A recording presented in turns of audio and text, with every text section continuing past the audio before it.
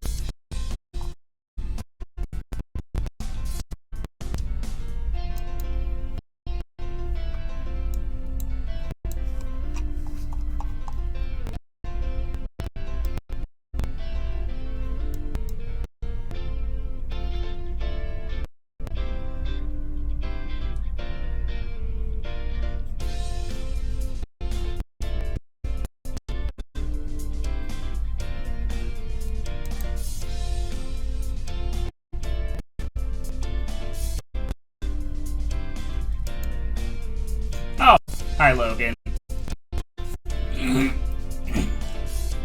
And during vibe time.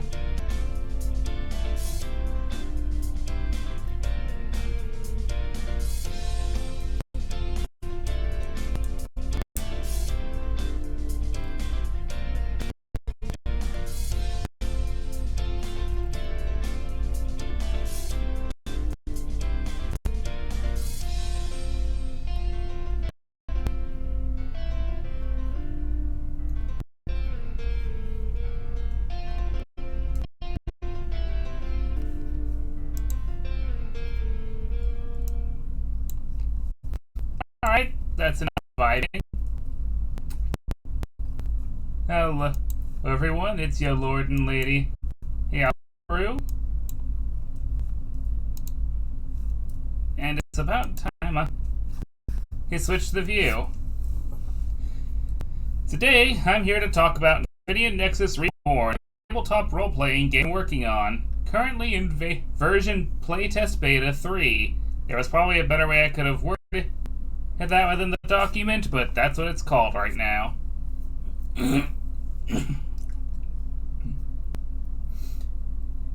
Now, you may have noticed this big old map here. Well, it's not that big, at least. Not here, it isn't. It's bigger when you're in person.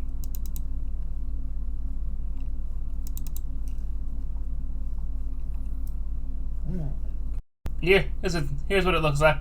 Again, it's 100% size. There you go. You are gazing upon the world of Nafine, a planet of adventurous fantasy. In this book, you learn about its many inhabitants, how the game is played, and how to make your character. Powerful strange creatures await you in the vast world that is Nafine. If you're wondering why it's Reborn, it's because this is a remake of a system I tried to make from 2014 to 2018-ish. The old system wasn't very good, but it had some good ideas. Some of which I've put into practice here. Back when I made the original system, I was only doing so because my parents forbade me to play Dungeons and Dragons, and eventually I started playing it anyway against their wishes because, Well, heck, I was an adult. And I knew fears about it were unfounded. So, why not?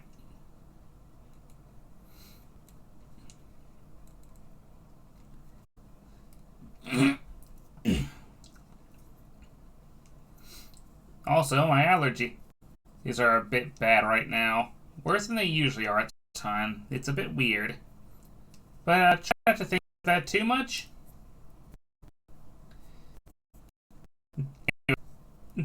This is going to be quite an informal experience, and that the text itself in the book is pretty informal, as you can hear on the written introduction, which I just read off near verbatim.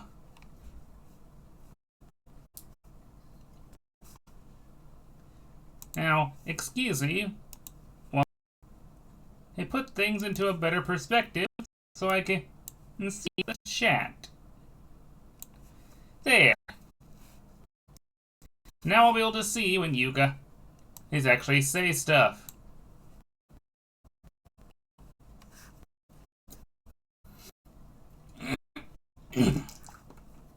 We've passed the introduction. The table of contents is here and probably needs to be updated now that I think about it. In fact, I'm almost sure it does. Let's just go ahead and do that. It'll take a little bit, but while that updates, we can vibe some more.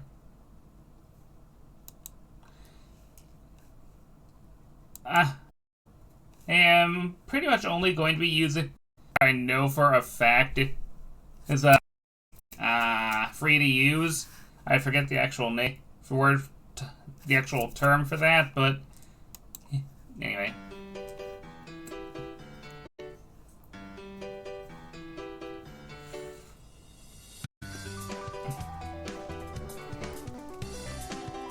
Royalty-free, that's the word. Royalty-free music.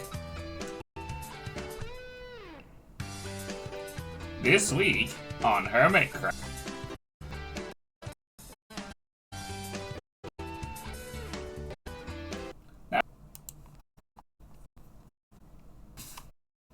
We have 4 pages in this document right now, and we're not going to be going over all of them here, obviously. It would take way too long. But for your basic rules, let's get started here. Nafianian Nexus is a D20 based system. A few twists that give it a fine distinction from games such as Dungeons & Dragons. The main that aim for simplicity, as well as character customization. Also, this metric system is hot garbage. So, I must admit I've been regretting that a bit lately, but shush. Also, never forget the golden rule. The DM has final say on rules. Now let's get on to attributes. Your attributes are basically stats. Your race will determine your basic stats at level 1. Unlike most RPGs, there are no modifiers. Your stats are what you add or subtract from your rolls. For a basic rundown, you've got the same basic stats as in Dragons. Strength determines how strong you are, how easily you can crush a tomato in your hands. Constitution is your durability and fortitude. If you eat a poisonous tomato, this is how you survive the ordeal. Dexterity is you can dodge a tomato thrown at your face. Intelligence, how smart you are. Intelligence is knowing that a tomato is a fruit. Wisdom, common sense in a manner of speaking. Wisdom is knowing not to put tomatoes in a fruit salad. And then there's charisma, your force of personality. Charisma is being able to sell with tomato in it, or tell a good joke about tomatoes. Good luck. Next up are health points or hit points, or HP for short. This is how much health you have. The more you have, the healthier you are. In order to determine max HP, multiply your constitution by 5n. Your max HP can never be below 1. Mana points. MP for short. How much magical power you have. In order to determine max take your intelligence, wisdom, or charisma, whichever is highest, and add 10. Your MP max can never be below 0. Also, hi, Astrid. Dodge score. DS for short. The higher your dodge, the harder you are to hit. To determine dodge score, add 10 to your dexterity. This is the number that enemies have to roll to or greater than to hit you. If something rolls below your dodge score, you, well, the hit. Simple as that.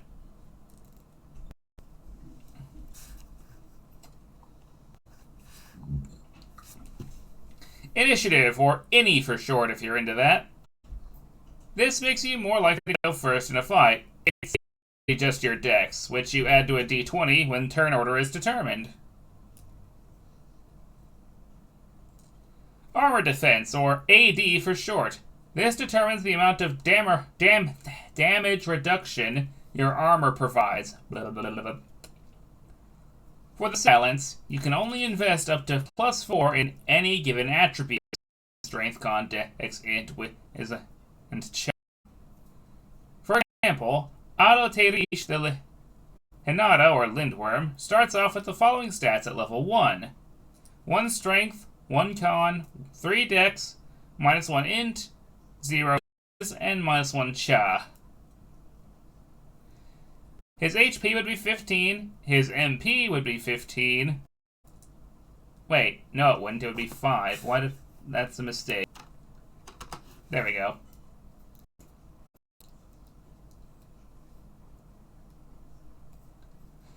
His dodge score would be 13. His armor defense would be 0 until he gets some armor. When you are given 3 fluid points to assign a major stat. For example, let's say we have a Lindworm named Akastra. He decides to add 2 into dex, be 5, and his dodge score is testing charisma to negate his negative scores. Stat list follows: 1 strength, 1 con, 5 dex, 1 int, 0 and 0 cha. Next, we move on to skills are linked to attributes. They are governed by allowed to perform skill checks. The skills and their governing attributes are listed in the table below.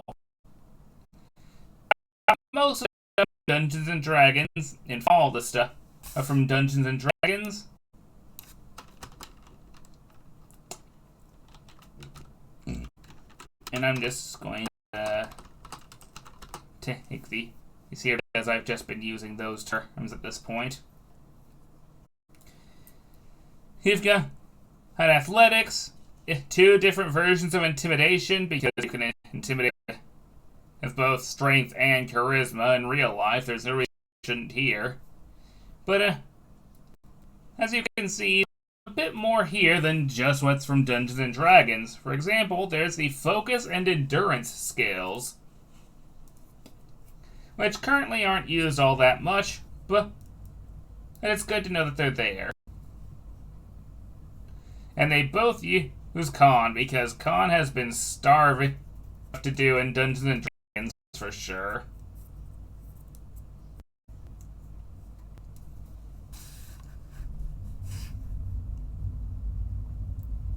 But yeah, everything here is about the same as it is in Dungeons and Dragons. No need to go over it too much.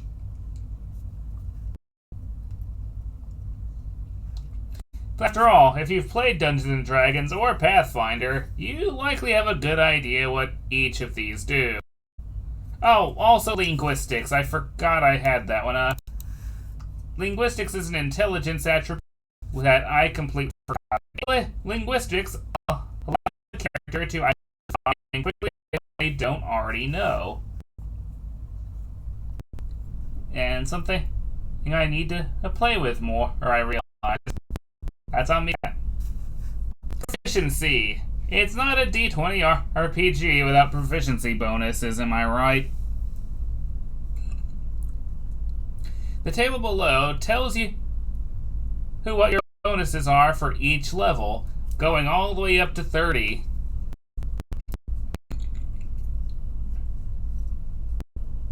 Because, in fact, you can go up to level 30 in this game, although most games most likely won't get that high. Leveling up. In order to level up, you need to either collect lots of XP for level, or you can use a milestone system. Below is a table showing the XP level up for each level, which once again goes all the way up to 30.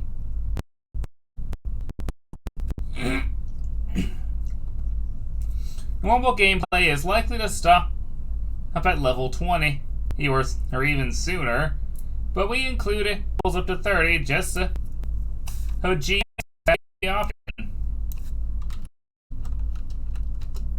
Any level you gain are known as epic levels. Each character who levels up, they gain three free floating points to plug into their as they see fit, keeping in mind the +4 rule. Epic levels. Optional rule. Levels beyond 20 are referred to as epic levels, and for good reason. Upon gaining an epic level, you automatically gain 5 HP per level, as well as 2 extra floating points to plug into your stats for a total of 5. You can also take epic levels in any sub-archetype 6 levels in. If you do include epic levels, you are more than welcome to limit them. For example, if you want to include them, but only up to 25, that's well within your rights as a done game master. I gotta realize I gotta replace DM with GM in any circumstance I find it, because as the term dungeon master is very specifically copyrighted by Wizards of the Coast right now, and you don't really want to deal with that. Carry weight. Much as we all wish we could, nobody can carry infinite weight. Eventually, it catches up with you. The amount you can carry is 5 times your strength plus 40 kilograms. A kilogram is about 2.2 pounds. Have fun, my fellow Americans.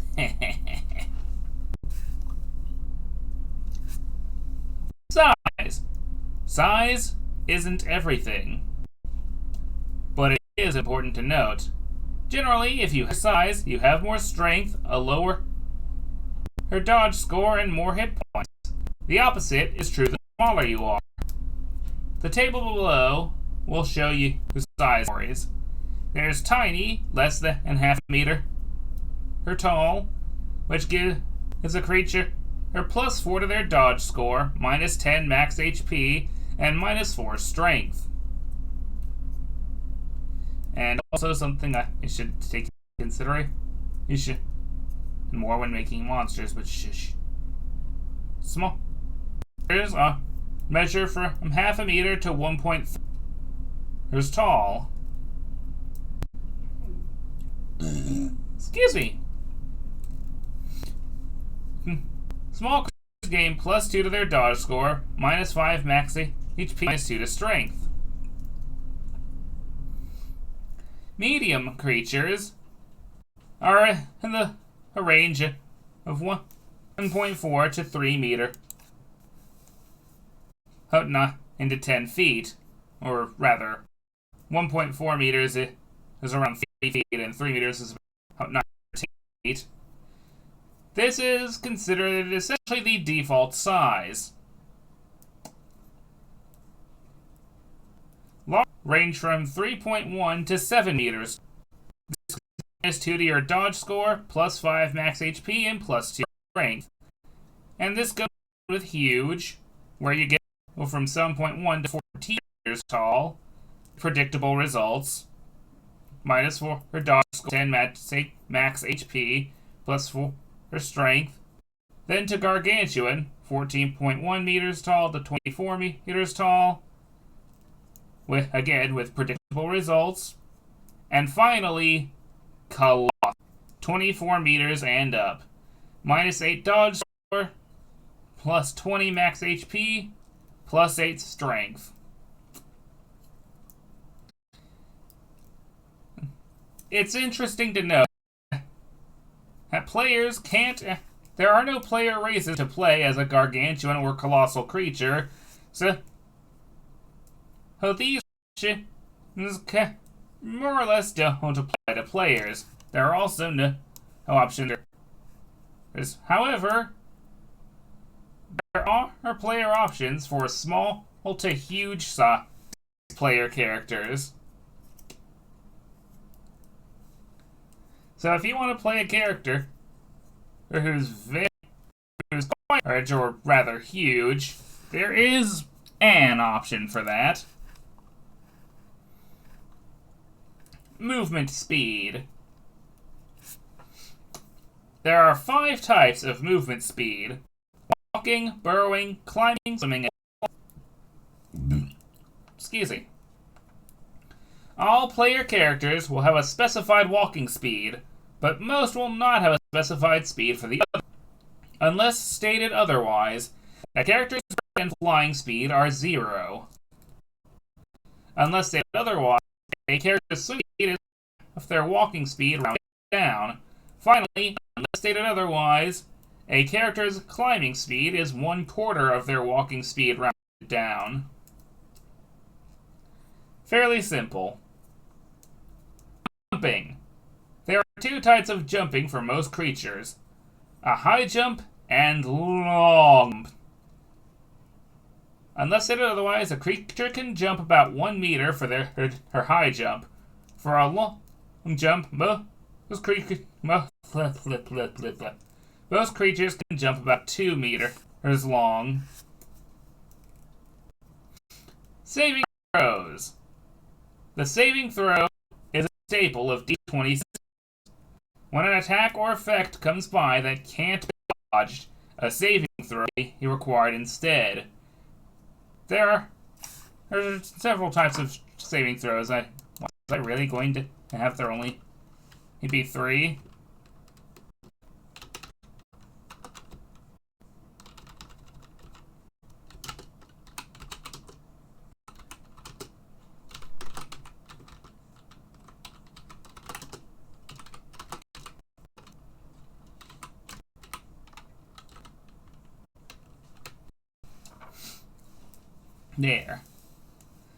There are also save DCs for effects that cause these. Generally, the save is going to be 8 plus relevant stat, plus your proficiency bonus. Resistance and weakness, wherein is created within the attack. But yeah, resistance and weakness. We've all played Pokemon here, except those of you who haven't, but you're weird. When you have resistance to a damage type, you take half damage. Weakness to a damage type means that you take double the damage. Very simple. And speaking of damage types, that comes later. Status conditions. Status conditions are effects that your character can obtain through various abilities, spells, and occasionally item effects. Status effects include Wounded, which does about what you expect. It gives you a disadvantage on attack rolls and fails sight-based perception checks. Deafened. Auto-fail hearing-based perception checks and you are immune to sound-based effects. Muted. You become unable to cast spells. Poisoned. Disadvantage on saving throws. When you are stunned, you are unable to attack. When you are restrained, you are unable to move.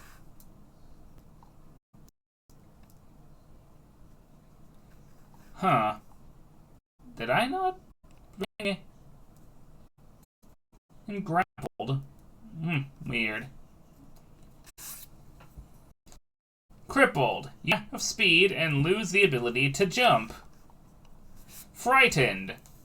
Attacks against the creature you're frightened of have disadvantage, and you may not willingly move to it. Charmed. You are friendly towards a creature that has charmed you, and you are compelled to obey them. You will not obey commands that are against your morality or that would potentially kill you. Confused. Each turn you're confused, roll 1d4. You make a strike in the direction depending on your roll. If you roll a 1, you attack north. 2, you attack south. 3, you attack east. And 4, you attack west. Unconscious. You are on the ground, unable to attack or perform any actions. If your HP is above 0, you recover from this status if you take any damage. If your HP hits 0, you fall unconscious.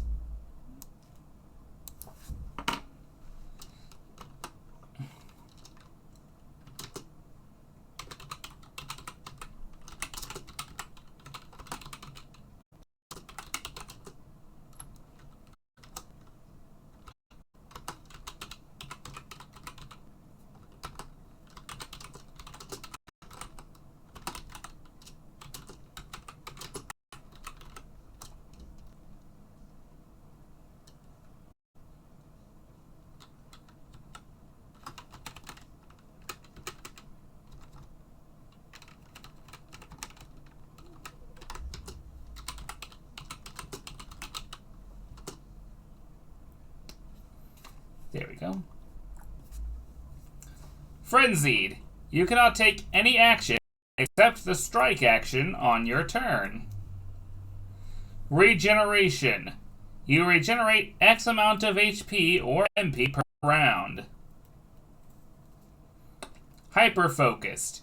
You gain advantage to hit a specific creature. Burned. You gain weakness to fire damage. Chilled. You gain weakness to cold damage. Diseased. You may move at half speed and take 1d6 necrotic damage each round of combat. Prone. You are on the ground, most likely on your back. Melee attacks have advantage to hit you, but ranged attacks have disadvantage to hit you. You may half your movement speed to stand up and end this condition. Dominated. You obey a creature that has dominated you completely. Dead. If your character hits a certain threshold, negative of your max HP, they die. Hopefully I don't have to explain death. Invisible. You cannot be seen. Attacks against you have disadvantage to hit.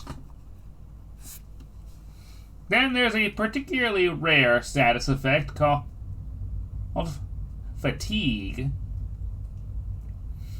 Fatigue is a special and very rare status effect. It stacks on itself in stages, each stage making things worse for whomever has it.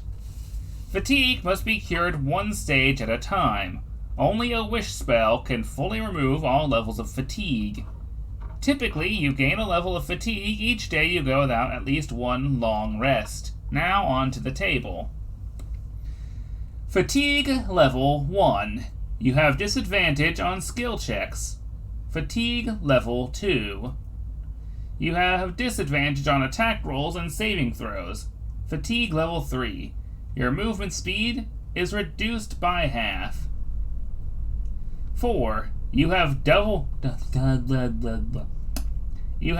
disadvantage on skill checks, because double disadvantage and double advantage are a thing in this system. 5. You have double disadvantage on attack rolls and saving throws, and your movement speed is quartered. 6.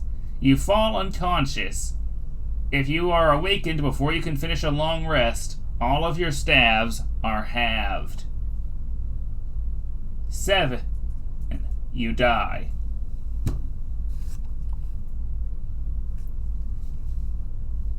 Damage types. Well, let this table do the talking. Yeah, and yes, these are all the different damage types within the system.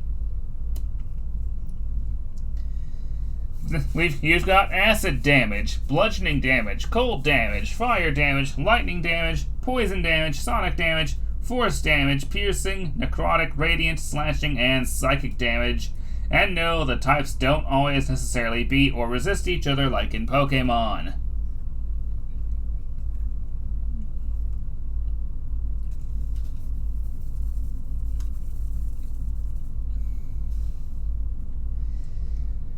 Advantage And disadvantage. This is a simple but incredibly useful concept that I'm borrowing, aka stealing, from 5e D&D. Advantage means that you can roll again and take the higher roll. Disadvantage is the opposite. You roll twice and take the lower roll. Unlike in 5th edition, though, you can, in fact, stack advantage and disadvantage in this game, up to triple advantage or disadvantage. At least for now. This may be removed unless it's complicated. Cover. Cover is a system that I am borrowing and modifying from Dungeons & Dragons. Cover 1. An object hiding about a quarter of your body. Being in cover 1 increases your dodge score by 1. Cover 2. An object hiding about half of your body. Being in cover 2 increases your dodge score by 2. Cover 3. An object hiding about 3/4 of your body. Being in cover 2 increases your dodge score by 4. Cover 4. An object hiding your whole body. Being in cover 4 increases your dodge score by 8. This makes you significantly harder to hit.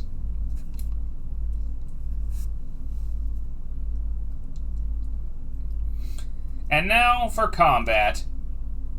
Each round of combat represents 6 seconds of in-game time. On your turn, you can move your normal speed, take 1 action, and take 1 bonus action.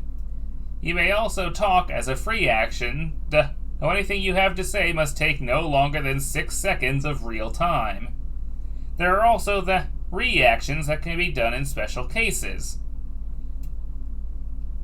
Combat actions. Strike/shoot. A normal attack action. Shoot actions have disadvantage to hit targets within 4 meters of the user. Dodge adds 3 to your dodge score until the end of the round. Block. You take 6 less damage from the next attack that hits you. Grapple. You make a contested athletics or acrobatics check against a foe. If you succeed, the target is restrained but can still attack you. Does not affect creatures more than 1 size category larger than you. Cast spell. Most spells take an action to cast. Use item. Use a non-weapon item such as a potion or poison. Dash. Move up to double your normal movement speed. Hide. Attempt to hide with stealth. Doing this right after an attack will give you cover 2.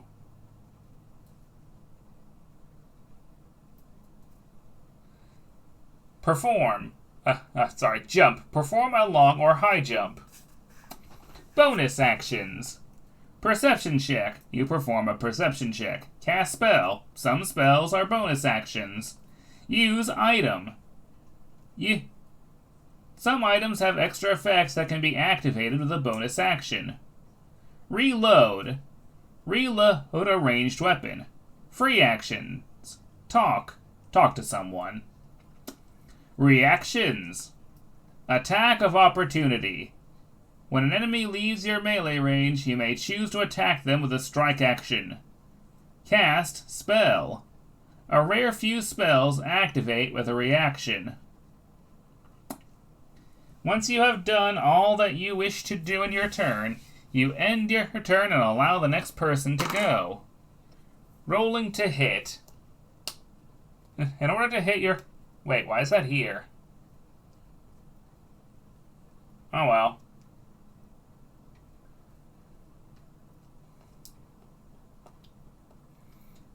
Rolling to hit. In order to hit your opponent, you roll 1d20 and add strength or dexterity depending on your weapon's style. Important to know. Oh, it's important to note what? That doesn't need to be there. There we go. Critical success and failure. Crits are a staple in basically every RPG ever. I had to include it. When you roll a natural 20, 20 on the die, on an attack roll or saving throw, you automatically succeed. In the case of a critical hit deals maximum damage plus an extra die roll. Some effects also increase your crit range. This means that you also crit on a 19. If you get an additional effect like this, you can also crit on an 18. Your critical range cannot go beyond 16. If your attack does not include dice, you instead do double damage. When you roll a natural 1, or 1 on the die, on an attack roll or saving throw, you automatically fail. The DM... that should be GM. The GM may also add an additional effect, although we encourage them not to be too harsh. I personally prefer playing it for laughs. Rolling initiative. When the DM... that should also be GM. When the GM asks to roll initiative, just roll 1d20 plus your dex. The higher you roll, the more likely you are to go first or sooner. Losing focus. When you fail a focus check, you become stunned on your next turn. Underwater combat. When fighting underwater, you have disadvantage to hit with ranged weapons that aren't thrown, and your bonus actions become full actions.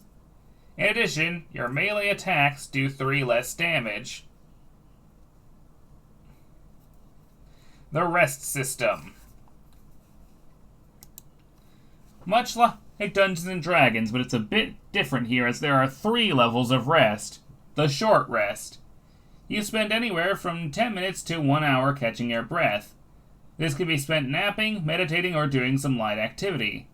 During a short rest, you regain your level divided by 4, though I'm kind of mulling over whether or not I'm going to change that or not. Yeah, I think I will.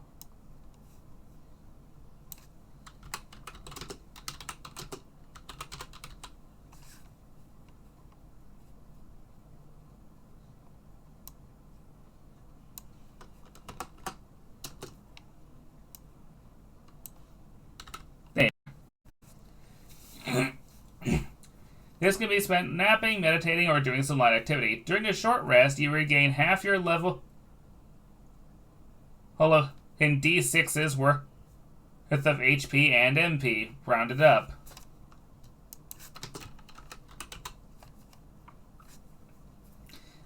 During a long rest, you spend 6 to 8 hours sleeping, meditating, or doing light activity.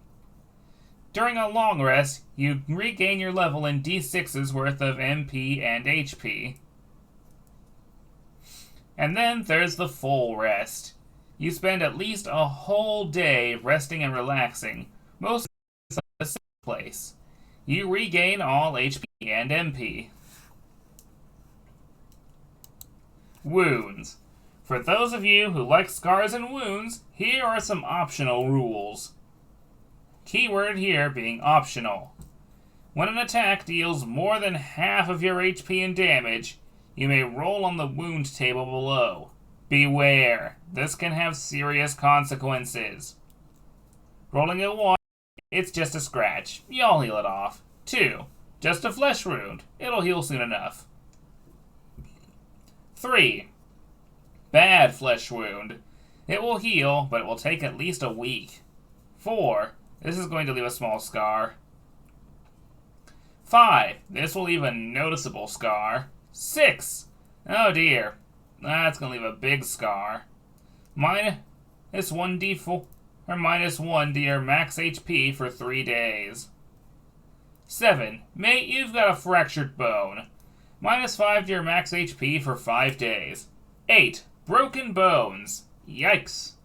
Choose one of the following effects. Your movement speed is halved, your attack damage is halved, or your max HP drops by 1d8. Lasts for 1d4 minus 1 weeks. 9. Roll 1d6 to see what you lose. 1, a finger or toe. 2, a hand. 3, a foot. 4, leg or tail. 5, an arm. Or 6, an eye. Losing a hand makes you unable to hold an offhand item. Losing a foot or leg halves your movement speed. Losing a tail lowers your max HP by 10. Losing an eye gives you minus perception rolls. 10. Take a 9 and roll a second 1d10. You can't roll 10 again on this roll.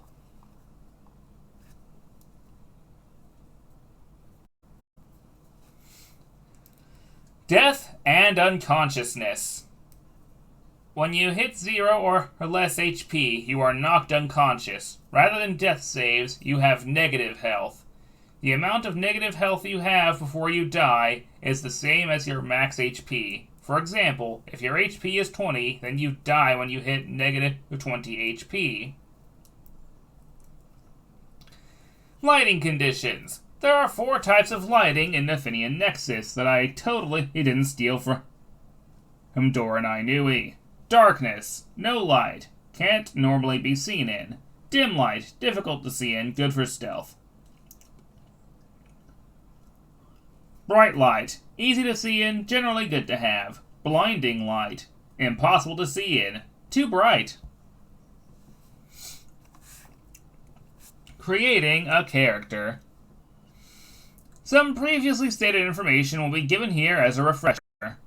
When creating a character, first create a basic concept. Then pick a race and sub-archetype that best fits your idea of a character that you want to make. When starting the game, you gain 3 free floating points to put into your main stats as you please. At level 1, you choose one sub-archetype, ignoring any usual requirements. What this means is that you can take any sub-arc at level 1, regardless of your stats, and use its level 1 perk. However, for any subsequent levels, you'll need to take your stats into account. Starting equipment includes 100 gold pieces, unless your campaign is starting broke, 2 torches, 1 adventurer's bag, a set of common clothes, and anything you get at level 1 due to archetypes and sub-archetypes. Yay!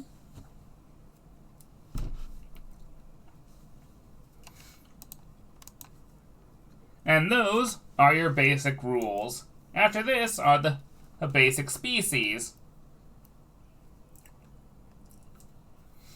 of which there are 1, 2, 3, 4, 5, 6, 7, 8, 9, 10, 11, 12, 13, 14, 15.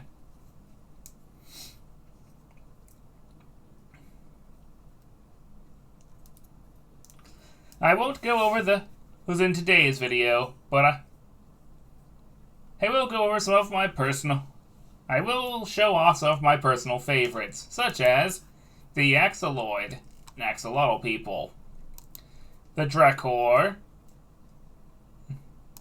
the Kermul, the Kitsune, the Lindworms, the Long / Lugani, the Ordelaka / Brute Dragons, the Saurians, and the Wyveri, the Wyvern folk.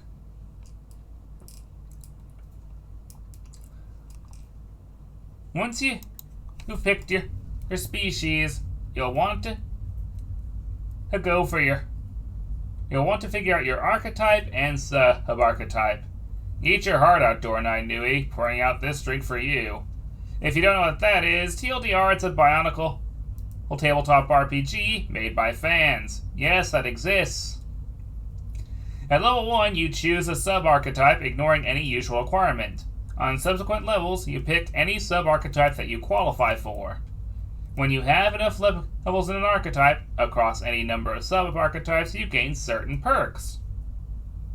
Also, sub-archetypes take forever to write and actually make decent. If you don't believe me, try homebrewing one.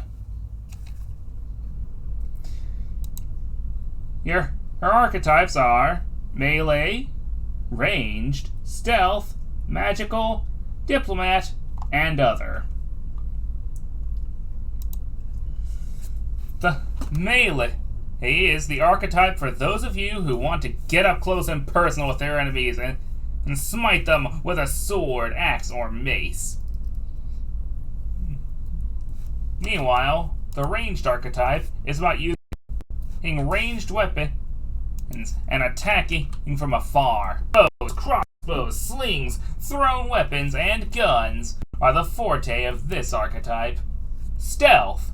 The archetype is, well, stealthy. No big surprise there. Mobility options can also be found here for the sake of brevity. Magical. Yo, dog, I heard you like spells, so I made you an archetype that specialized in them so you can cast more powerful spells. How you get your powers is up to you and your DM. That should also be GM. Hang on. Maybe you were born with them. Maybe you've been studying magic for years. Maybe you've made a pact with a higher being. Maybe you learned how to channel magic through reggae and interpretive dance. Whatever the case, you have magic now. Diplomat. The diplomat is the king of talking down foes, whether it be through persuasion, intimidation, or simply lying with their teeth. They also excel at support. And finally, there's the other archetype. So basically, these are archetypes that I didn't know what to do with.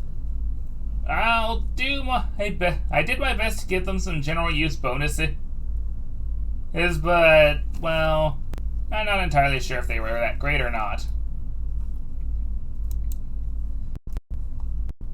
Melee archetype: the Battle Master, the Barbarian, Great Weapon, and Fighter. Martial Artist: Commander, Rusher, Skirmisher, and Shield Master. Ranged include such hits as the Cannoneer, the Marksman, the Pistolier, the Sniper, and the Thrower.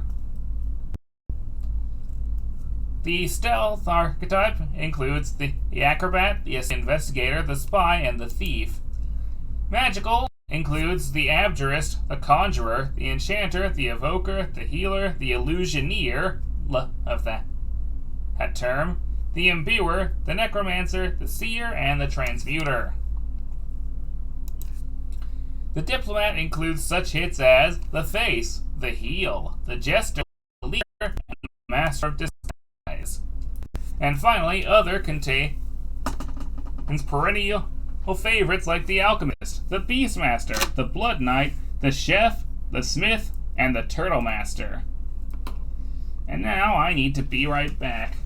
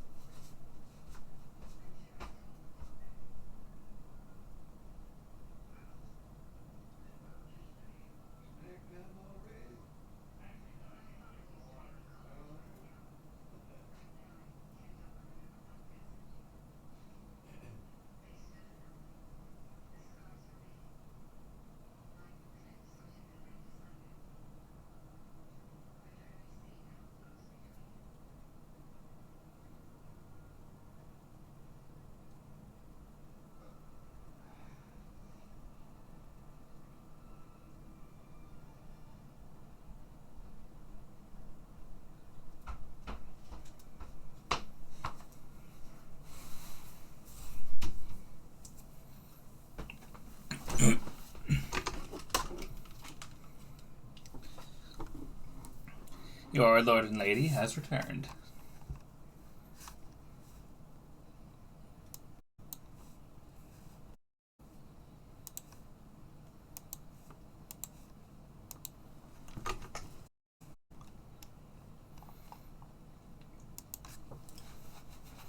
Also within the game are prestige abilities, which are basically this game's version of feats. Every 4 levels, your character can forego their ability score improvement in order to instead take a prestige ability. Prestige abilities are greater skills and abilities that can make characters feel more powerful or at least more customized. Each ability can only be taken once unless stated otherwise. Game Masters feel free to give these to your monsters too. Prestige abilities can also be awarded by Game Masters who feel that their players have earned them in some way. I won't go over them right now, but there's quite a few. Also included as a table of Nafianian languages, a table of Nafianian gods and pantheons,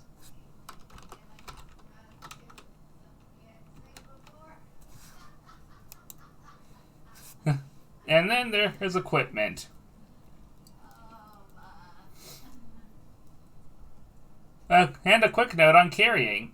All PCs are assumed to have a large magical backpack at character creation, and that has basically infinite space in it, but doesn't reduce the weight of items within. If you want a more realistic space system of weight and space limitation, we suggest giving them a bag that has slots, with each item taking up a number of slots corresponding to their size. For example, tiny items would take up a quarter slot, small would take up a half slot, medium take 1 slot, large items take up 2 slots, extra large 4 slots, and extra large items 6 slots. And of course, in equipment you have weapons, armor, shields, tools, potions, and more. Weapons are the stuff that you will typically use to deal damage unless you're a mage. There is also a small table of weapon and properties.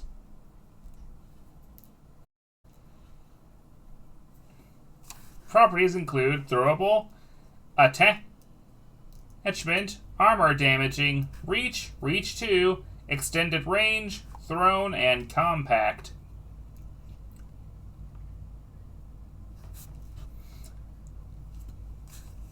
There's a table of melee and ranged weapons, and of course there's also different types of armor, which I might have mostly stolen from D&D.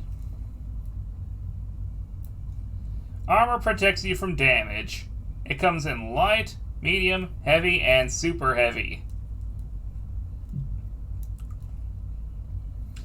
Light armor gives no penalty to a dodge score or sneak. Medium armor gives -1 to the dodge score. Heavy gives -2 to dodge score and disadvantage on sneak. And super heavy gives -4 to dodge score and disadvantage on sneak. If you wear armor without proficiency, you move at half of your normal movement speed. Now, here is a small table of armor properties. There's really only 4 different ones, so not a big read. One thing you might notice is that there are 3 armors that are not here from Dungeons and Dragons. The Linothorax, high quality leather, and the Grand Plate. High quality leather takes the place of basically studded leather. Because, fun fact, studded leather was never actually a thing in reality.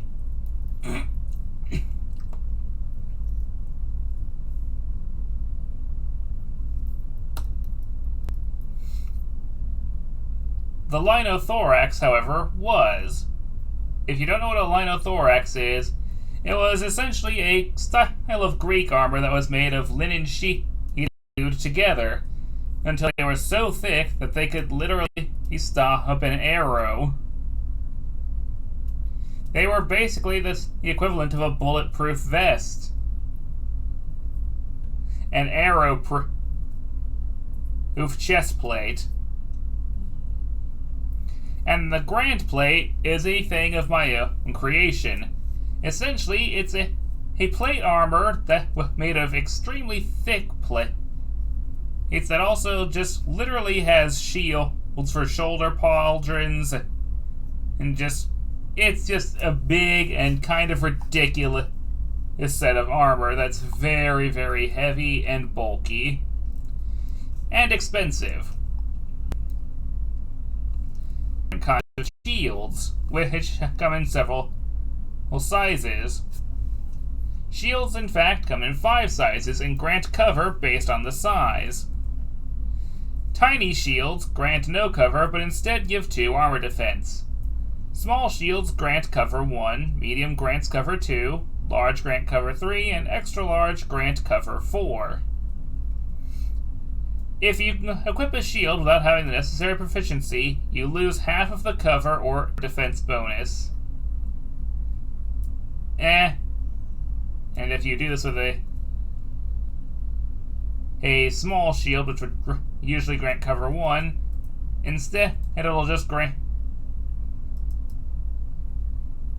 And wait. Cover 1 already does that. Heck.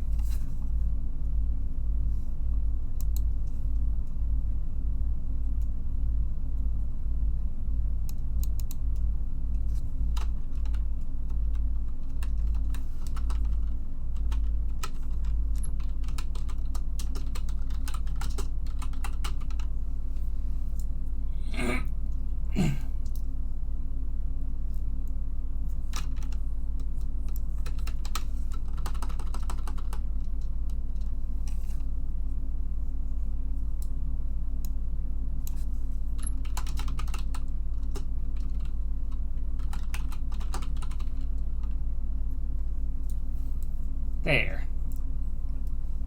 Shields can also be used as melee weapons. The shield properties table is the same as armor properties.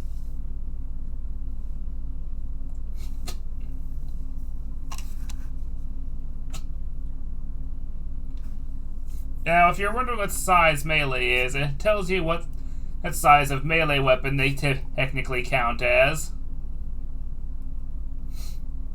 Tools. Tools of the trade. These are used to perform jobs. This also includes instruments. If a tool is charisma-based, it's probably an instrument. A list of Nafian-specific instruments will come later in this list.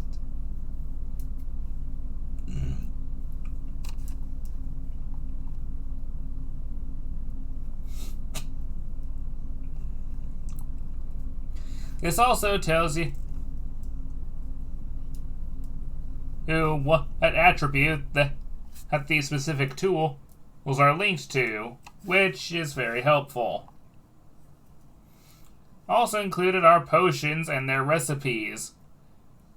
Potions with similar effects will be grouped together for ease of finding, so you can actually find all of your potions of healing all right next to each other, which I think is actually really useful.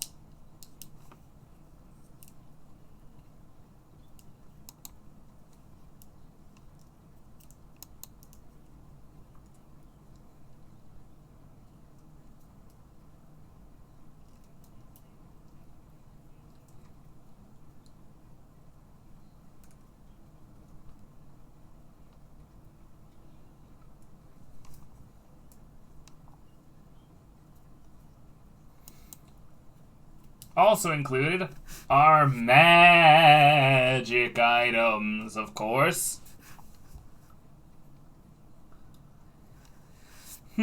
These are mostly just notable ones, but things can be copied over from other tabletop role-playing games with relative ease. if you don't want to or can't do that, you can have fun homebrewing your own common or other magic items.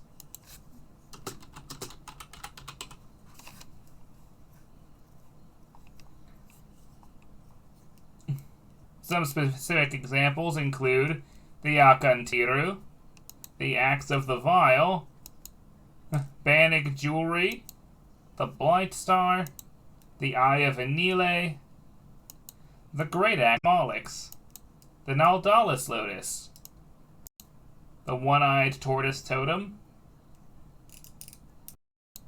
the Ring of Void,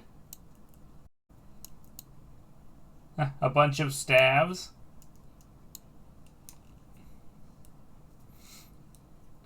a vampiric amulet, weapon of greater Wora's hammer, and many more. We even included materials that your armor and weapons can be made out of, each of which have their own effects.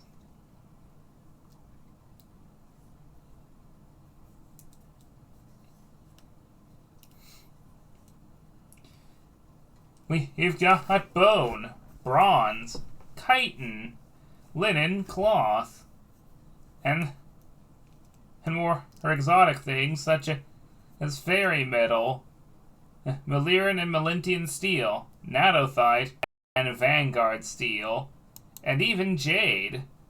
All vapor. Nice to see you, son. I'd like to take a moment and let you guys know that jade, in the context of Nafianian Nexus, is quite special. Jade is a rare and valuable stone sacred to several death gods, and to gods that dislike the undead due to a magical property possessed by jade. When used in weapons, jade gives weapons the ability to hit non-corporeal undead, such as ghosts, wraiths, and specters, as if they were magical weapons, making jade weapons a favorite among ghost hunters. Jade armor also resists necrotic damage.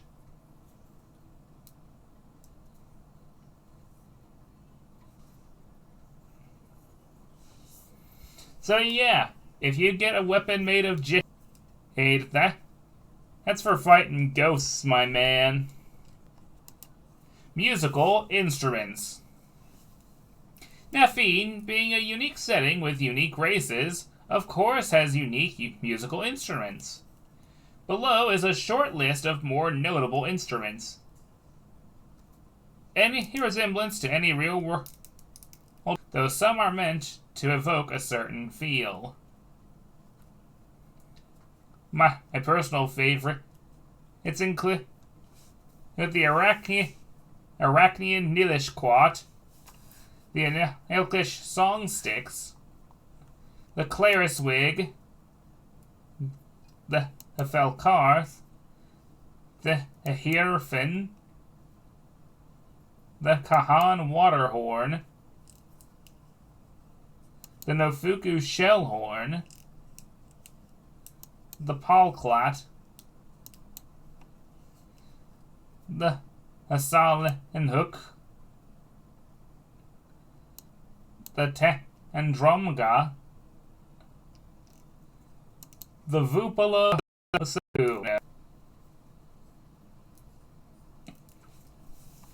and of course, this game even has its own alchemy system. In order to perform alchemy, one requires alchemist's tools and ingredients. Alchemical ingredients all have essences locked inside of them. There are 8 known types of essence: red, blue, green, poison, fire, ice, electro, and elder. Red, blue, green, and poison essence are common and can be found in most regions. But the essences are harder to find. Elder essence and is key to making the most powerful potions. Extraction of essences requires an initial alchemist tools check of at least 15. After extracting essences, you can either store them for later use or combine them into a potion. To make a potion, select the essences you who want to combine and make a second alchemy check. The DM is allowed to decide the difficulty of brewing, but we recommend the following. Puny potions should have a DC of 8 to 10. Minor potions 10 to 12. Standard potions 12 to 15. Greater potions 15 to 19. Superior potions 19 to 23. Supreme potion 7 ends 2071. Any potion that doesn't have a stated quality should usually be considered standard quality.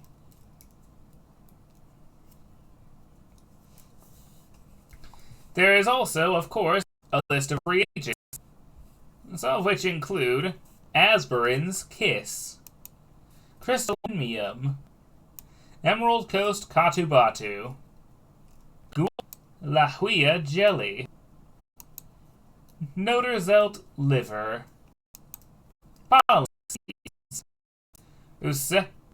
Orithis, Vex Blossom. Magic and spells. Magic is a fun and flavorful part of any good fantasy setting. Fantasy thrives on magic. There are 4 concepts very important to magic in the game. Spell attack modifiers and spell save DC are the big ones, but spell tiers and focus are also important. Your spell attack modifier is equal to your spellcasting stat, which will be intelligence, wisdom, or whatever is highest, plus your proficiency bonus. DC is also fairly simple. Just add your spell attack modifier plus 8. Spell attack modifier is used for spells that hit one specific time, while save DC applies to spells with an area of effect. The next concept is spell tiers. These are like spell levels in D&D with a confusing name.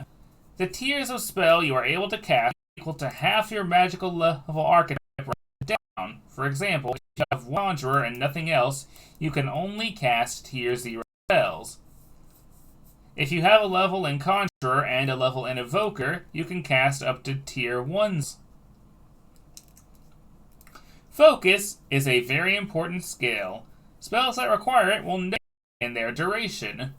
When you are damaged while focusing on a spell, you must make a focus check, having to beat a DC equal to plus 8. If failed, you lose focus on the spell. Lastly, I should talk about learning. Each time you take a level in a magical sub-archetype, you may learn a level that you qualify for. We recommend that spells that correspond to your specialties. You can also find spell books and learn from them, as long as you have the skill to cast them. And now the fun part, describing the spells, which I don't do much of here, though acid.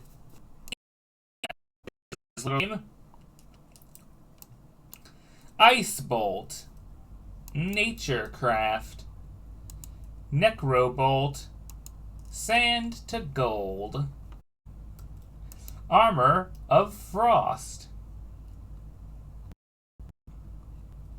Lessened Bane, Bravery,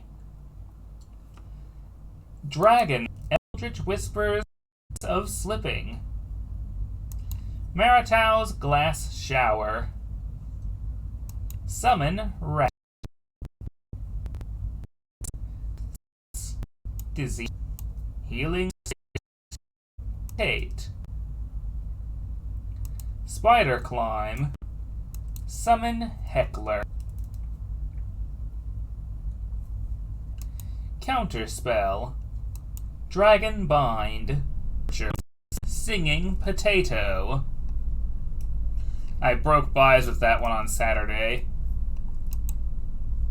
Black Tentacles, Dragon's Bane Ballista,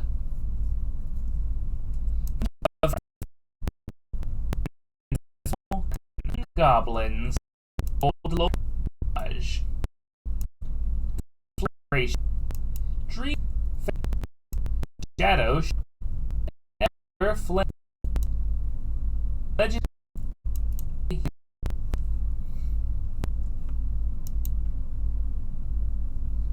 Oh, I already had versions of Harm and Heal on this, and I didn't actually need to do that. I'm dumb. Pretend you didn't see that, guys. Recall. Divine Radiance. Dragon Tomb.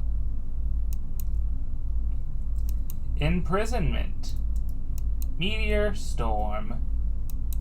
Power Word Kill. Shape Change. And Wish. Now, admittedly, I stole a lot of Dungeons and Dragons, but hey, at least the spells aren't, I'm pretty sure. And for our last stop, I'd like to take a moment to talk about some of my favorite monsters that I've designed for this system. Starting with the Amphitrya Feather. This is a CR5 monster and spellcaster.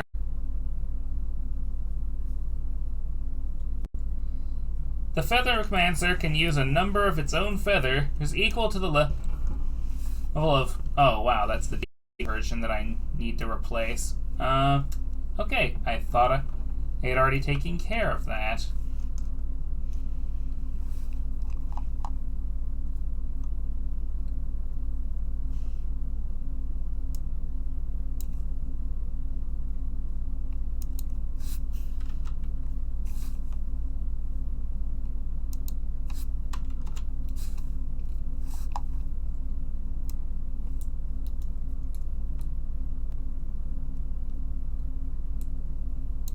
I'll just have to take care of that later.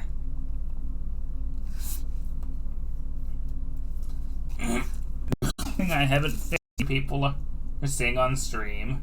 Go figure, huh?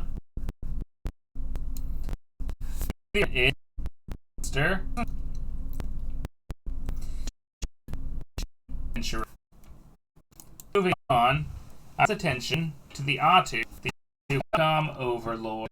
Series of related species, and every dangerous are fun challenge rating. It basically tells there is to deal with a certain will be to come medium level 13th level characters.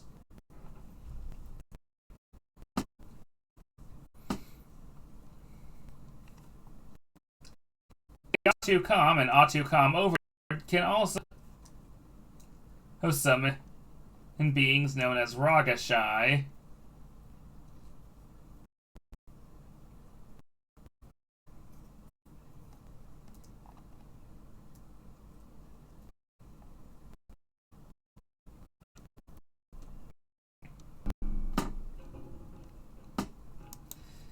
I even made my own hags and other fae for this system, starting with the Bane Hag.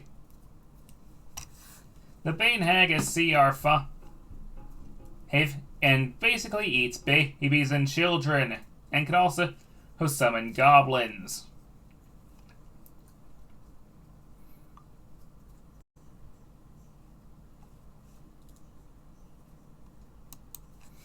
City guards are just by themselves are a decent challenge for a small group of low-level players. A single city guard is CR1 by himself, and will generally pose a decent challenge to a level 1 party. Bring a couple of them in here and they might be able to challenge a party. You have to about level 5 before city guards start being fodder.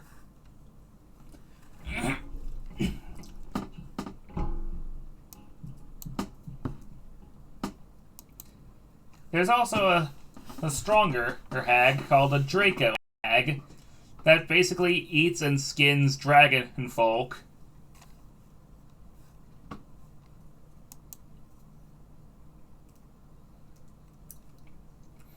I even made some of my own slime creatures, such as the Dreg, the Gel, the Joel, and the Nivyeel.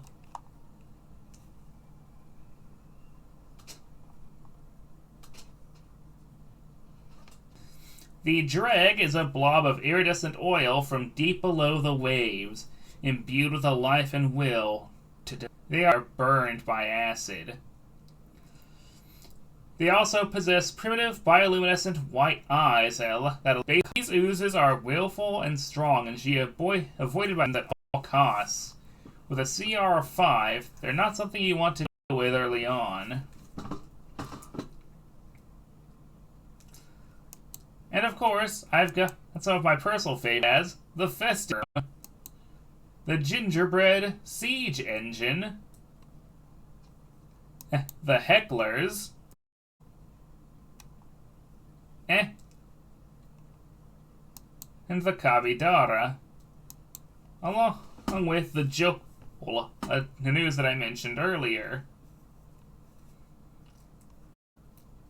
And of course, there's always that one boss monster that no one wants to deal with. This is Amariba.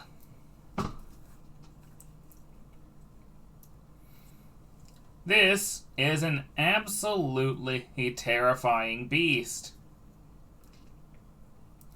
It's immune to magic missile, polymorph, and true polymorph, and can attack 4 times in its turn. And it's got legendary actions.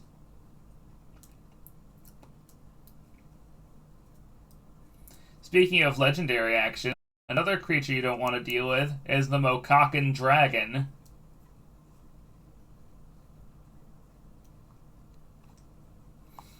Honestly, most of the really big dragons in this system are pretty nasty to deal with, including the Aryxian Dragon that I forgot to bring up earlier.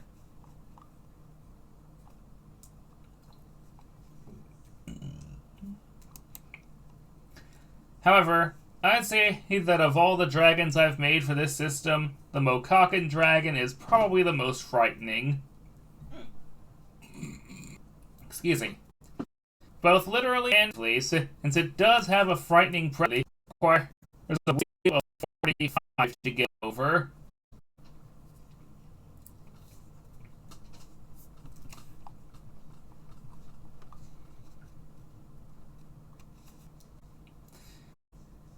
There's also the Naimani Emperor and Fairground, and a new biome, the Mushroom Forest.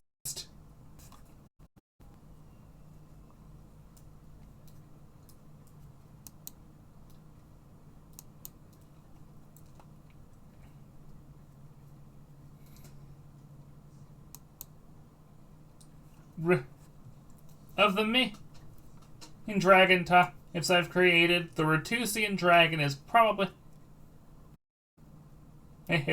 one of the weakest and one of the nicest.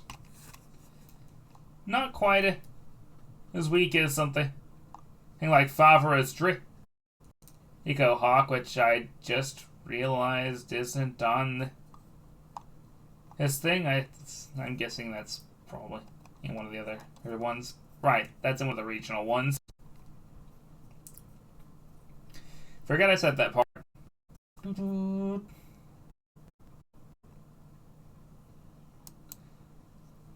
is the Tato Uri and the Trosmachian Dragon, which at first glance may feel like it's Indy's Green Dragon, but I made the concept of these guys before I even knew what the Green Dragon in D&D was even about.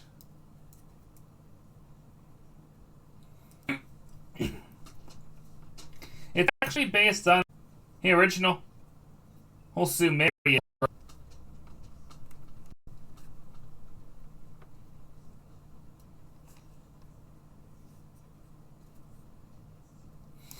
There are the Ursines, the Valmaxest, which is an improved form of the Silsog. The Singing Potato itself, which honestly is one of my favorite joke monsters in the system, and not just because I broke buys with it. There's also the Rogashai, which is based on Bionicle's Rockshi.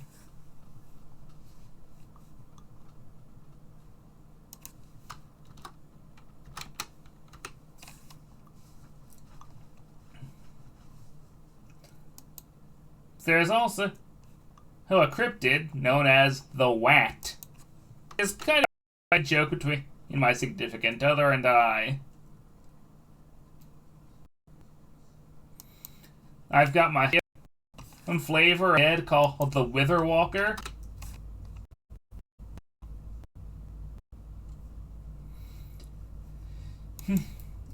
And of course, Zombie is another with plenty of others that I haven't even mentioned here. Peace. Creatures, both from real life and a bunch of other stuff that I myself, such a which isn't real life. Palaro, which is basically